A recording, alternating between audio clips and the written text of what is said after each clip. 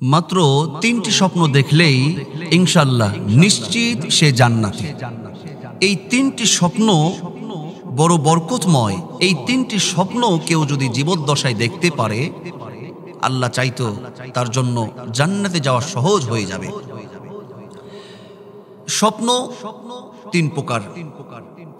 আর রুইয়া সালিহা মিনাল্লাহ, এটা হলো আল্লাহর পক্ষ থেকে ভালো স্বপ্ন। মিনাশ শাইতান ২ নাম্বার, শয়তানের পক্ষ থেকে। আর হাদিসুন নাফস ৩ নাম্বার স্বপ্ন হলো সারা দিনে যা করা হয়, যা বলা হয়, এটা একটা প্রতিচ্ছবি মুভি আকারে বা একটা ভিডিও আকারে, এটা কিন্তু স্বপ্নের মাধ্যমে তাকে দেখানো হয়। গোটা পৃথিবীর মধ্যে স্বপ্নের তাবির যিনি সবচাইতে ভালো বুঝতেন বা করতেন, জ্ঞান রাখতেন, তিনি হলেন হযরত ইউসুফ আলাইহিস সালাতু ওয়াস সালাম। আর নবীর জামানায় যিনি স্বপ্নের তাবির বা ব্যাখ্যা ভালো করতেন, বুঝতেন, তিনি হলেন হযরত আবু বকর সিদ্দিক রাদিয়াল্লাহু তাআলা। এবং বর্তমান এই জামানার যিনি সবচাইতে ভালো স্বপ্নের তাবির করতেন, তিনি হলেন আল্লামা ইবনে সিরিন রাহিমাহুল্লাহ। তিনি চমৎকারভাবে এই ব্যাখ্যা করেছেন যে আল্লাহর কিছু প্রিয় বান্দা, সবার দ্বারা এই ৩টা স্বপ্ন দেখার সৌভাগ্য অর্জন হয় না। যারা এই ৩টা স্বপ্ন দেখবে, দেখার তৌফিক লাভ করবে, আশা করা যায় তাদের ভবিষ্যৎ ভালো রয়েছে। ১ নম্বর ৩টা স্বপ্নের মধ্যে ১ নম্বর স্বপ্ন, কেউ যদি জীবদ্দশায় বিশ্বনবী মুহাম্মদুর রাসূলুল্লাহ সাল্লাল্লাহু আলাইহি ওয়াসাল্লামকে একটিবার যদি স্বপ্নের মাধ্যমেও দেখে, আল্লাহর নবী সাল্লাল্লাহু আলাইহি সাল্লাম তিনি বলেন, স্বপ্নের মাধ্যমে দেখেছে সে যেন স্বপ্ন না, তার কোনো শয়তান আমার সুরত ধারণ করতে পারে না। স্বপ্নের মাধ্যমে না, সে যেন সরাসরি আমাকে দেখেছে। সুবহানাল্লাহ। আল্লাহর নবীকে জীবনে কেউ যদি একবার স্বপ্ন যোগে দেখে, তার জন্য জাহান্নাম হারাম, বলি সুবহানাল্লাহ। তাহলে এই সৌভাগ্য কতজনের হয়?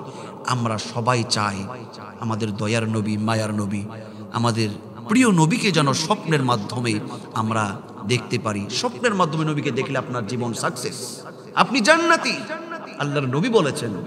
তবে এই নবীকে স্বপ্নে আপনি মনে মনে চাচ্ছেন নবীকে স্বপ্ন দেখব, কিন্তু আপনার মধ্যে সুন্নাহ নাই, আপনার মধ্যে নবীর প্রতি দরদ ভালোবাসা নাই। শুধু এই রকম শুধু কথার দ্বারা কিন্তু নবীকে স্বপ্নের মাধ্যমে দেখা সম্ভব নয়। মনে রাখতে হবে, নবীকে স্বপ্নে দেখতে হলে এই 2টা আমল আপনি বেশি বেশি করবেন। ১ নম্বর হলো ছোট বড় সকল সুন্নাহ নবীর মহাব্বতে আপনাকে ধারণ করতে হবে। আর ২ নম্বর হলো বেশি বেশি নবীর প্রতি দরুদ পড়ুন। আর একটা আমল যদি আমরা করতে পারি, নবীকে স্বপ্ন দেখা আমাদের জন্য আল্লাহ চাইতো সহজ হয়ে যাবে। সেটা হলো আমরা ঘুমানোর সময়, সব সময় আমরা ওযু করে বিছানায় যাওয়ার পরে, প্রতিদিন ঘুমানোর পূর্বে আমরা সেই ঘুমের দোয়া পড়ে, আল্লাহুম্মা বিইসমিকা আমুতু ওয়া আহইয়া, এই দোয়া পড়ে বিছানায় প্রতিদিন মহাব্বতের সাথে কাইমনা বাক্যে নবীর কে স্বপ্ন দেখার এই প্রত্যাশা নিয়ে এই ধ্যানে থেকে আপনি বিছানায় ১০০ বার নবীর প্রতি দরুদ পড়বেন। আমার আল্লাহ চাইতো হয়তো নবীকে স্বপ্ন যোগের মাধ্যমে আপনার সঙ্গে সাক্ষাৎ করিয়ে দিতেও পারেন। আপনি এই দরুদ পড়তে পারেন যে সাল্লাল্লাহু আলা মুহাম্মদ সাল্লাল্লাহু আলাইহি ওয়াসাল্লাম, বা আপনি পড়তে পারেন আল্লাহুম্মা সাল্লি আলা মুহাম্মাদিন আবদিকা ওয়া রাসূলিক ওয়া সাল্লি আলাল মুমিনিনা ওয়াল মুমিনাত ওয়াল মুসলিমিনা ওয়াল মুসলিমাত। আর সবচাইতে শ্রেষ্ঠ দরুদ, এই দরুদটা আপনি পড়তে পারেন, আল্লাহুম্মা সাল্লি আলা মুহাম্মাদিন ওয়া আলা আলি মুহাম্মাদ কামা সাল্লাইতা আলা ইব্রাহিম وعلى آل إبراهيم إنك حميد مجيد. اللهم بارك على محمد وعلى آل محمد كما باركت على إبراهيم وعلى آل إبراهيم إنك حميد مجيد. ২ নম্বর, যেই স্বপ্নটা কেউ যদি দেখে, এই স্বপ্নটা কল্যাণকর ভালো স্বপ্ন, এই স্বপ্নটা তার জন্য নিশ্চিত জান্নাতের কারণ হয়ে যেতে পারে। সেটা হলো কেউ যদি স্বপ্নের মাধ্যমে দেখে যে মানুষ তার উপরে জুলুম করছে, মানুষ তার উপরে অত্যাচার করছে, অবিচার করছে, কিন্তু স্বপ্নের মাধ্যমে কোনো মানুষ যদি এইটা দেখে, তাকে শত জুলুম করার পরেও সে স্বপ্নের মাধ্যমে মানুষকে শুধু ক্ষমায় করে দিচ্ছে। সুবহানাল্লাহ। ক্ষমা করা, এটা হলো আল্লাহর শান। আমার নবীর গুণ। আল্লাহ সুবহানাহু ওয়া তাআলা বলেন, পৃথিবীতে কত মানুষ কত রকমের ছোট বড় অন্যায় অপরাধ পাপ করে, কিন্তু আল্লাহ কত বড় ক্ষমাশীল। আল্লাহ বলেন, কুল ইয়া ইবাদিয়াল্লাযীনা আসরাফু আলা আনফুসিহিম লা তাকনাতু মির রাহমাতিল্লাহ। আল্লাহ বলেন, বান্দারে তুমি যত বড় ভুল করো না কেন, যত বড়ই পাপ করো না কেন, যত বড়ই অন্যায় করো না কেন, ওরে বান্দা তুমি আমার রহমত থেকে নিরাশ হয়ে যেও না। তুমি যদি আমার কাছে তাওবা করার মতন করতে পারো, ফিরে আসার মতন যদি আসতে পারো, আমি আল্লাহ তোমার সমস্ত পাপগুলো মুহূর্তের মধ্যেই ক্ষমা করে দিব। সুবহানাল্লাহ। এই মানুষকে ক্ষমা করে দেওয়া, এই গুণটা ছিল আপনার আমার দয়ার নবী, মায়ার নবী, দরদে নবী মুহাম্মদুর রাসূলুল্লাহ সাল্লাল্লাহু আলাইহি ওয়াসাল্লাম। আল্লাহর নবীকে কত জুলুম করা হয়েছে, কত অত্যাচার করা হয়েছে, নবীজি প্রতিশোধ নেন নাই, শুধু ক্ষমাই করে দিয়েছেন। তায়েফের ময়দানে নবীকে অত্যাচার করা হয়েছে, পাথর দিয়ে আঘাতের পর আঘাত করা হয়েছে, নবীকে রক্তাক্ত করে দেওয়া হয়েছে। একবার নয়, দুইবার নয়, তিনবার নবীজি জমিনে লুটিয়ে পড়েছে।